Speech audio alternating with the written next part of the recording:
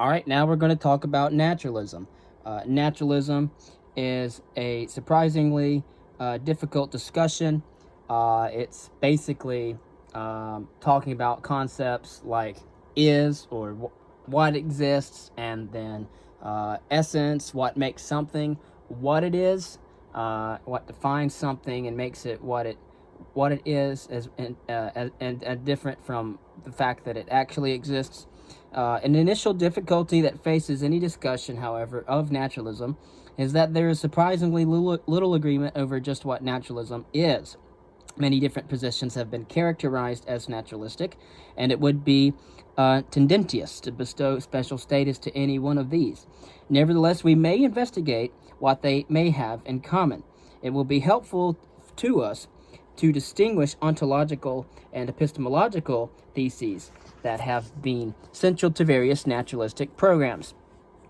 We also have to consider a recent claim that naturalism is not an ontological or epistemological position at all, but rather is best construed as a research program. Naturalism is best understood in terms of its ontological commitments, but there is considerable disagreement, however, just what ontology a naturalist should accept, or alternatively, over just what calling a view naturalistic amounts to. And so there is a wide range of possibilities, and these can be roughly organized along a spectrum from the ontologically sparse or stringent to the most liberal. Concerning varieties of naturalism, some philosophers distinguish among ontological, epistemological, and methodological naturalism. The distinctions can be somewhat misleading, inasmuch as ontology often motivates epistemology, and epistemology often motivates methodology, and sometimes vice versa. But nevertheless, it is useful to examine the varieties of naturalism under these three headings, discussing their interconnections and their bearing on the claim that God does not exist.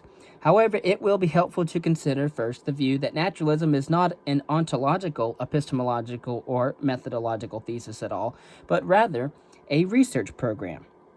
The claim that naturalism is most properly understood as a research program has recently been advanced by Michael Ray. Ray defines a research program rather idiosyncratically as a set of methodological dispositions. Research programs can be rejected on the basis of evidence, but cannot be adopted on the basis of evidence, for what counts as evidence is determined by the program. On historical grounds, he argues that the defining methodological disposition of naturalism is a commitment to follow the methods and results of science wherever they might lead. Naturalism cannot be formulated as a set of theses because both the methods and the results of science can change. Indeed, even history changes as we come across new facts and new evidence. Things have to be changed. Indeed, there is no way to rule out a priori the possibility that science will come to accept theism. He argues that the naturalist's commitment to science precludes formulation of naturalism as an ontological, epistemological, or methodological thesis. And in our earlier philosophical lectures, we have discussed what ontology is, we've discussed what epistemology is, and we've discussed what methodology is. For example, naturalism cannot be an ontological thesis that is incompatible with the existence of God, for the reason that science could come up to accept theism as a well-supported hypothesis, if such evidence, we find such evidence in the future. Such an outcome can indeed not be excluded a priori, but that fact should provide grounds to doubt that naturalism is, fundamentally, just a commitment to a scientific worldview or approach. Of course, well, then in our next video, we'll discuss naturalism as a ontology, or what's called ontological naturalism, as well as methodological naturalism as well. And I think, I might just go ahead and discuss some of these. I don't think it'll take very long. So, in terms of methodological naturalism, scientists are sometimes accused of, or themselves stoutly advocate, restricting scientific investigation to natural phenomena. That is, roughly speaking, to those phenomena that only or involve or can be explained by configurations of matter in space and time. Stephen Jay Gould, for example, regularly proclaimed that this was the proper purview of science. He went on to claim that the proper domain of religion was values and not normative judgments, that is, ethics. And so the proper domain of religion is ethics. And this position, when combined with a non-cognitivist or anti-realist view of norms, it entails that the domain of science covers all the objective facts. It is, however, implausible to divest all religious belief of factual claims. And on the other side of the ideological spectrum, scientific creationists and their fellow anti-Darwinians, the advocates of intelligent design, often accuse scientists of assuming naturalism as a metaphysical commitment concerning which, and of course, therefore being committed methodologically to excluding a priori the possibility that supernatural entities play any role in explaining natural phenomena. But scientists do not simply adopt methodological naturalism a priori. And, of course, there are at least three considerations that have motivated methodological naturalism. First, the methodological naturalist can appeal to the claim, tentative but well supported, that there are no supernatural causes to be investigated. He or she can, for example, point to the long and rather sordid history of paranormal claims that have, on careful investigation, proved to be either without merit or just completely fraudulent. And on this, which is why I'm not going to really go over and I'm not going to discuss paranormal phenomena and mystical experiences. So I'm not even going to talk about those, because the only things, arguments people can have for metaphysical naturalism would be mystical experiences. But I might cover miracles, however. I might cover miracles because a lot of people will use that as well for evidence of metaphysical naturalism. However, I don't want to go on a rabbit trail here. Okay, so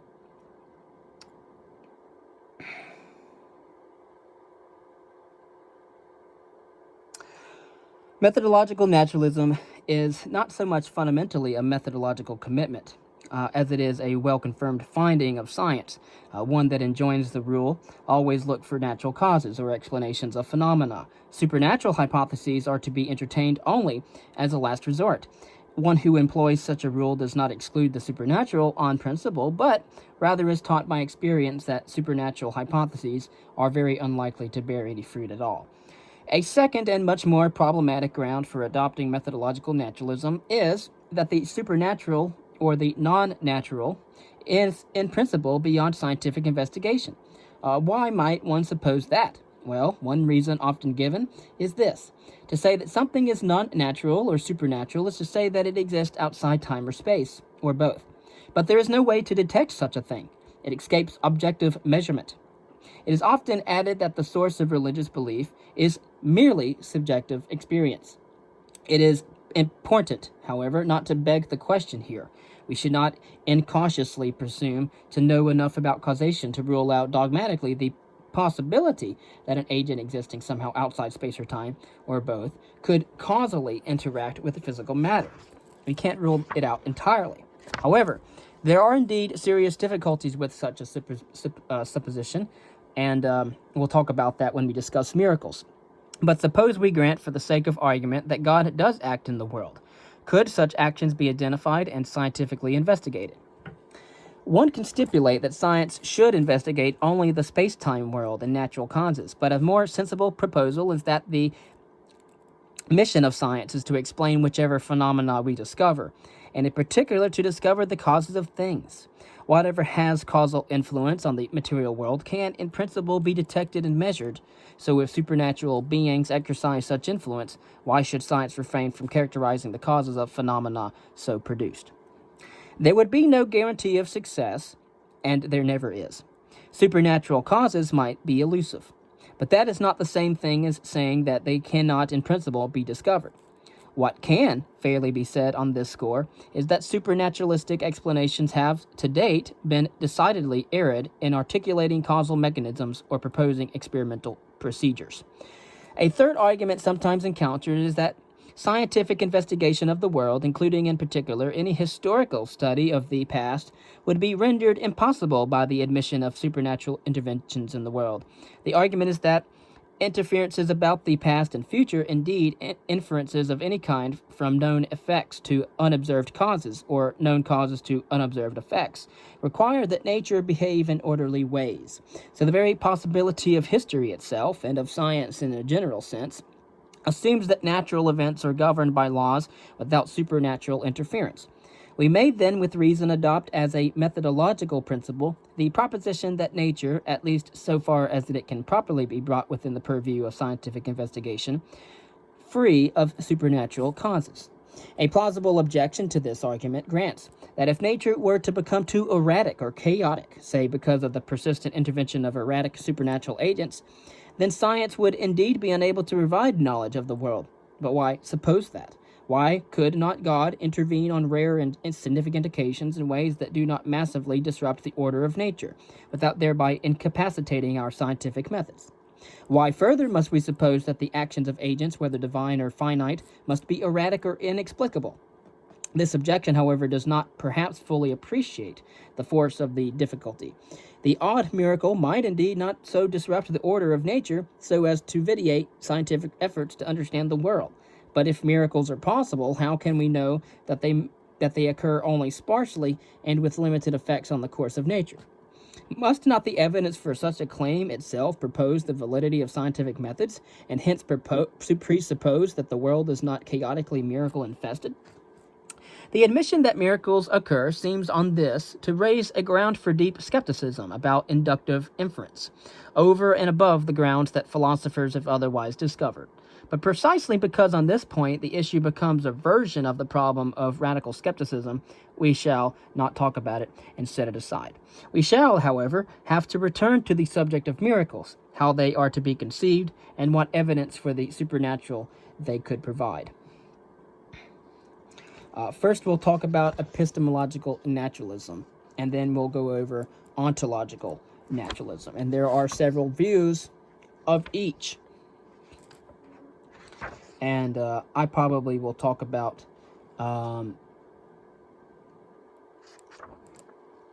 mystical experiences, paranormal phenomena, and miracles, and I'll probably discuss those as well.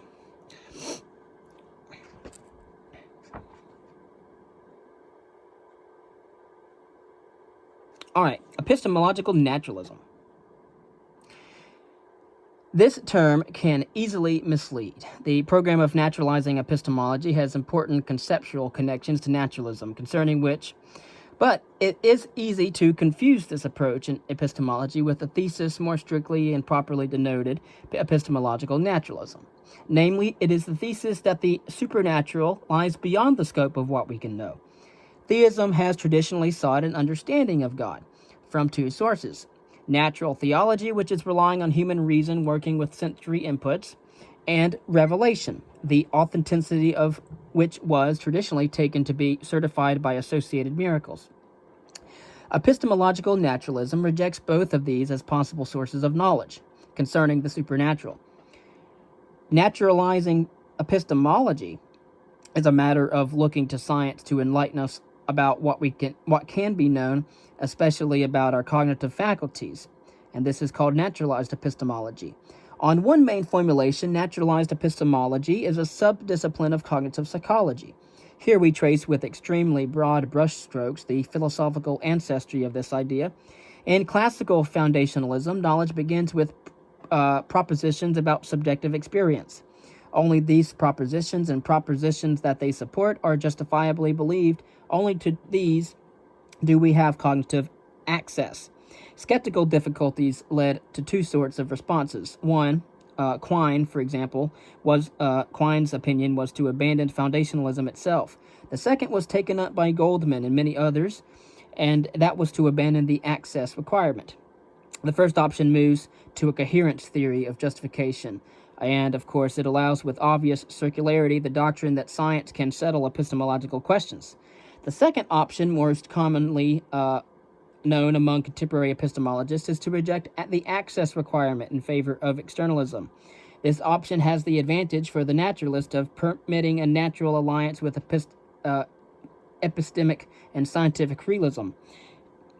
And again, scientific realism is different than epistemic realism. A reliabilist epistemology will naturally look to scientific theory, realistically understood, to furnish reasons to believe that our sensory and cognitive mechanisms do indeed furnish us with largely accurate picture of the world. And we cannot get any more accurate than a scientific theory, or more certain than a scientific theory that is tried and true and been tested over and over and again. So, now both types of naturalized epistemology are entirely compatible with theism, providing in the first type that the existence of God can be made to cohere with current science, or in the second that there are indeed reliable processes by means of which human beings can come to experience or know about God. But if to naturalized epistemology is added the proposition that there can be no causal interaction between the supernatural and the natural world, hence no way of integrating the supernatural into a scientific understanding of the world, and no reliable belief-producing processes that bring us into contact with the divine, then naturalized epistemology yields epistemological naturalism more narrowly conceived. Epistemological naturalism, the term, should be more properly be used to denote the position that human beings have epistemic access only to items that inhabit the spatio-temporal domain.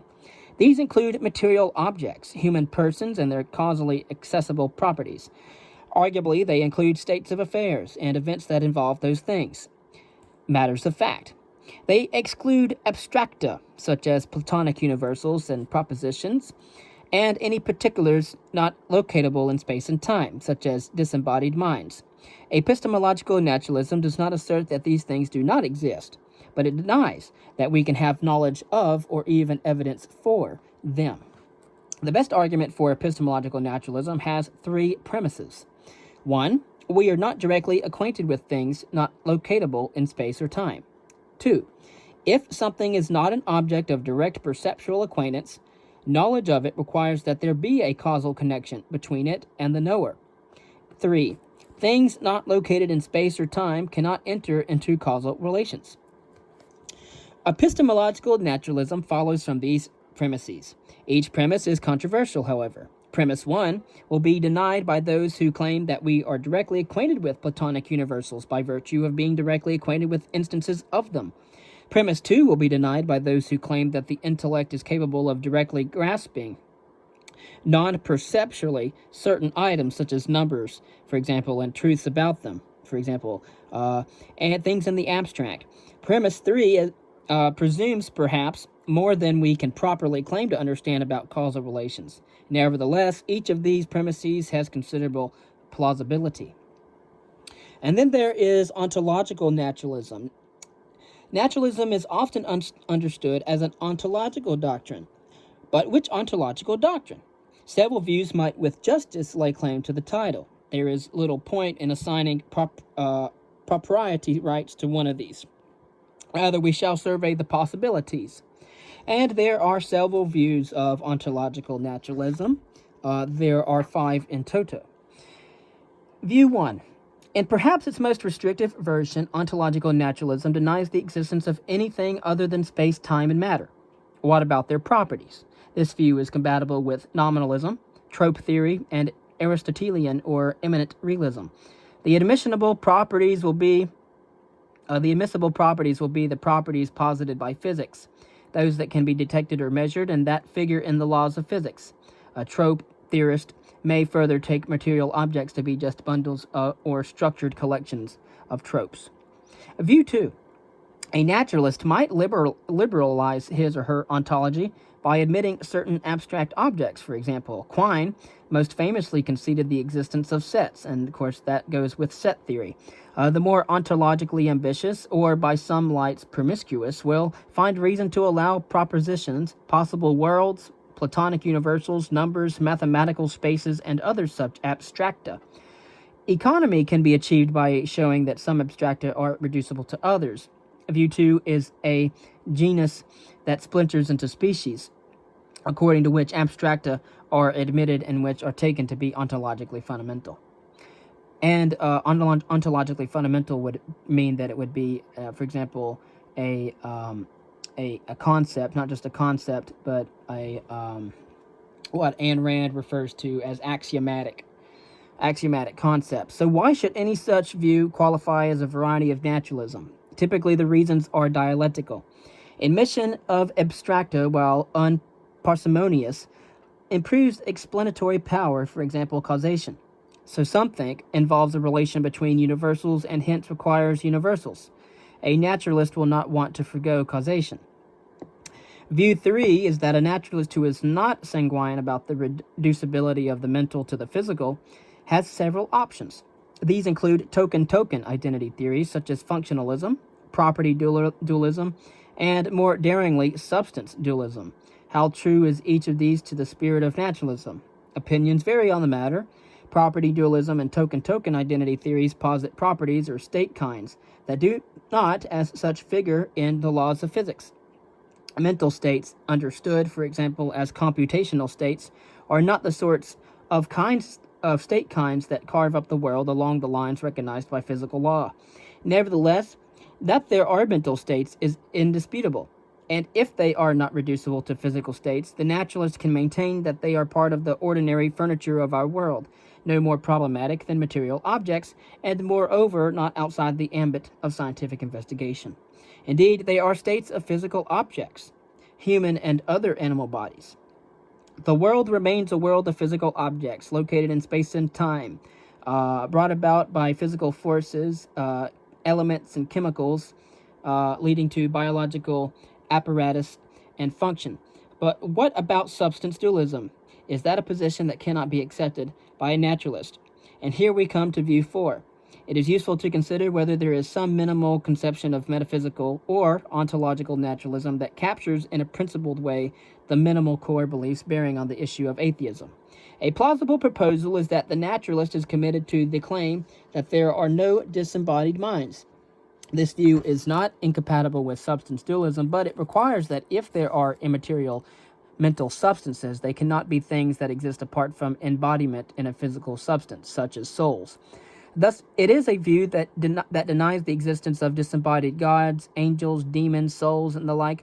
In short, most of the denizens of the supernatural as ordinarily conceived. And then we'll talk about metaphysical naturalism. Some theists, for example, notably those advocating scientific creationism or what's called intelligent design theory, insist that metaphysical naturalism is a worldview accepted on faith by the established scientific community and by many philosophers. The implication is that metaphysical naturalism is epistemically on equal footing or equal grounds with religious belief, that neither is accepted on the basis of empirical evidence, though both may place constraints on how evidence is to be interpreted. This charge reflects apparent ignorance of the grounds on which a naturalistic view is characteristically adopted. Here we have space to consider only the evidence for and against view number 4, which we've covered, and that is only in brief summation. The primary evidence for holding that there are no disembodied minds is not at all esoteric. In our experience, minds are invariably created by the physical processes of procreation and resides in bodies. Moreover, there is massive correlation between our mental states and the physical states of our bodies. Indeed, our brains. And this ordinary evidence is supplemented by a growing body of evidence from the neurosciences and strongly suggests that mental states depend by nomological necessity on appropriate states and bodies. But might there be also evidence of disembodied minds? There are 4 primary sources of such evidence. First, a posteriori argument from natural theology, primarily the various cosmological and teleological arguments, which we will discuss in the next reading, titled Theistic Arguments. And, for example, there's also people who claim directly to have experienced supernatural entities, for example, mystical experiences. And then there are paranormal phenomena, psychokinesis, and, of course, near-death experiences as well that are taken in order to show that there are disembodied minds and that minds can exert influence through non-physical means. And we also have miracles, and miracle claims and prophecy. Of course, the first of these is outside our purview, but some brief remarks are in order respecting the others. Concerning mystical experiences, theists have argued at length for the position that some religious experiences afford their subjects with first-hand knowledge of God and of other supernatural beings. Certain mystical experiences are allegedly a variety of perceptual experience whose object appear to be God. Such experiences are properly taken to be vertical or veridical experiences of God. And that means that if certain other conditions are met, for example, just as ordinary perceptual experiences are properly taken, bearing disqualifying conditions to be veridical experiences of ordinary objects. It is generally conceded that mystical experiences provide weaker grounds for religious beliefs than ordinary cases of sense perception provide for beliefs about our physical environment, in part because mystical experiences are very rare, usually fleeting, and have a content not accessible to others in the way that a public object such as a tree would have. Nevertheless, mystical experiences provide prima facie grounds for religious belief, and in the absence of counter-evidence, are claimed to make such beliefs rational, at least for members of a religious community within which the relevant mystical practices are well established. Of course, it may be granted that mystical experiences provide some grounds for belief. It does, however, not follow that taken by themselves or together with the legitimating conditions imposed by a religious tradition, they provide sufficient grounds for rational belief, especially as tradition-based criteria, for example, consonance with some canonical revelation, and these are typically question-begging. Of course, it is true of any experience whose putative object is not a subjective item, that it is not an experience of that item unless had that item not been in some suitable way present to or in contact with the subject would not have had that experience. In inquiring whether a supernatural object is veridically perceived by a subject, therefore, we must ask whether such an object stands in a suitable causal relation to the mystical experience of the subject. That may appear initially to be the most natural explanation, but it may be far from the best of all things considered explanation. A naturalist will naturally seek a natural explanation for mystical experiences, and so two worthy mention are a sociological one and a neurophysiological one. The sociological research appears to indicate that mystical experiences and the revelations that are purportedly conveyed to be the mystic play an essential role in certain contexts in providing the mystic or a group whose interests he or she represents with social authority. At the neurophysiological level, several studies, including brain scans of experiencing subjects and artificial induction of mystical experiences by electrical stimulation of brain loci, have elucidated some of the neural mechanisms that underlie such experiences. Furthermore, the known functions, often malfunctioning, of the implicated brain centers of the central nervous system appear well suited to explain the affective and cognitive features of mystical experiences. And this research already shows promise of resolving some long-standing disputes about the nature of mystical experiences, for example, their cross-cultural commonalities and differences from an anthropological perspective. As we have noted, that a mystical experience can provide some prima facie warrant for the existence of its object. If that object is God, then it provides some evidence for God's existence. But how much? A major obstacle is that mystical experience cannot be independently verified. A second difficulty with mystical experience is generated by the striking variety in the content of mystical experiences, at least as interpreted by mystics, nor are these interpretations compatible. One religion's gods are another religion's demons or delusions. And of course, that is very difficult to explain on the supposition that there is a single God who infinitely loves all of his creatures. The privacy, phenomenology, and clashing contents of mystical experiences all militate against the supposition that they have a theistic rather than a natural source. And then there's paranormal phenomena. A variety of paranormal effects, were they genuine, would provide evidence for supernatural beings, disembodied human minds, or non-natural forces. They include all alleged cases of reincarnation, clairvoyance, psychokinesis, and out-of-body experiences, especially those associated with near-death episodes, or NDEs, which I've had one before. Crashing a truck, flipping 3 times down a parkway. And because such phenomena suggest the possibility of extra-bodily existence, of non-physical channels of communication between minds, and of minds influencing distant physical objects directly, they have attracted the attention of not only lay people but that of philosophers. Philosophical interest was, however, much stronger in the early 20th century. Exposure of a series of fraudulent spirit mediums and hoaxes, subsequently of both incompetent and manipulated scientific investigations, has justifiably made the philosophical community much more cautious. However, we should nevertheless take brief note of a few ongoing research efforts that retain some credibility. We confine ourselves to work on near-death experiences. Near-death experiences, NDEs, as they have come to be abbreviated, they are of a kind that include phenomenology of travel out of the body, often through a tunnel to a bright realm in which sometimes deceased relatives or familiar supernatural figures are met, give color to the conventional, for example, Christian view of the afterlife for the saved.